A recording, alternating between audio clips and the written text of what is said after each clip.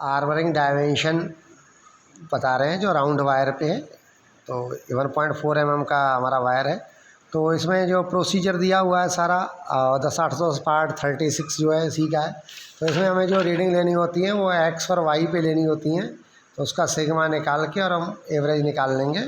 तो अब सबसे पहले सैंपल हमने जो कॉइल में से काटेंगे 300 mm सैंपल उसमें से डिस्कार्ड कर देंगे। और उसके बाद जो है 300 mm करीब सैंपल लेंगे। तो इसमें वो 50-50 mm के डिस्टेंस पे हम मार्क कर लेंगे 3 जगह पे। और एक्स और वाई हमें जो है रीडिंग करनी है।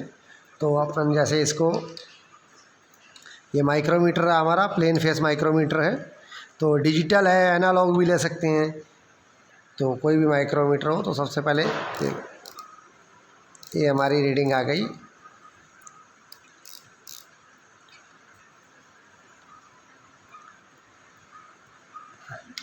अब यहीं पे हम वाई पे रीडिंग लेंगे।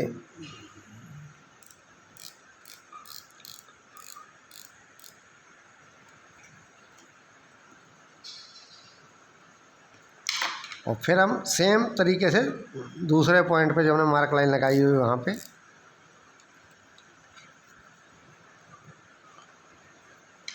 और फिर वहाँ पे भी वाई पे लेंगे हम।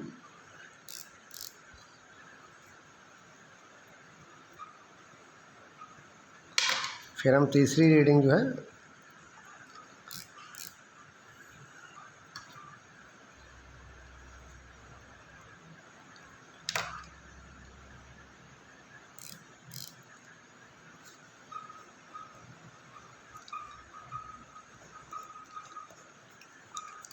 तो अब हमें इसका एवरेज ले लेंगे।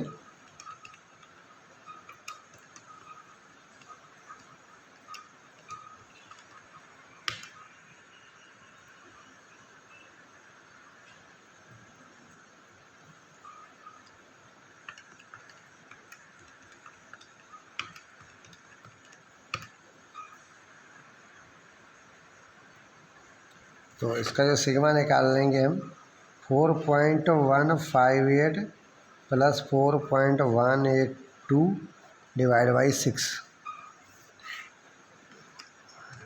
तो 4.158 प्लस 4.182 डिवाइडेड बाई 6। तो हमारी जो रीडिंग आ गई 1.39 mm आ गई।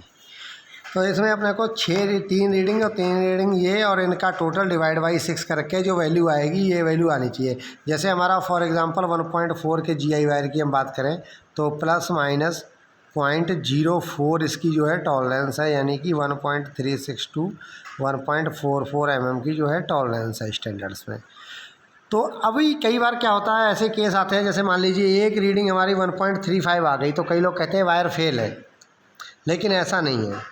मान लो एक रीडिंग 1.35 आ गई और दूसरी रीडिंग 1.37 आ गई तो एवरेज 1.36 हो गया। तो ऐसे 6 रीडिंग का जो एवरेज है वो 1.36 से कम नहीं होना चाहिए और 1.44 से ज़्यादा नहीं होना चाहिए। तो इसके लिए हम IS 10810 पार्ट 36 को फॉलो करते हैं। इसमें इन्होंने यह देखिए आपका कैलकुलेशन में बताया भी है प्रॉपर 10.1 में राउंड वायर के लिए ये बताया है।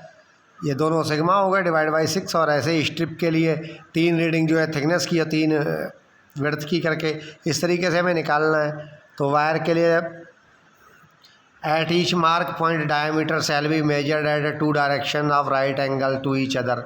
तो इस तरीके से लेना है। तो ये इसका तरीका है सही तरीके से अगर अपन नापें तो एक रीडिंग पे अपने को फेल पास डिक्लेयर नहीं करना। धन्यवाद।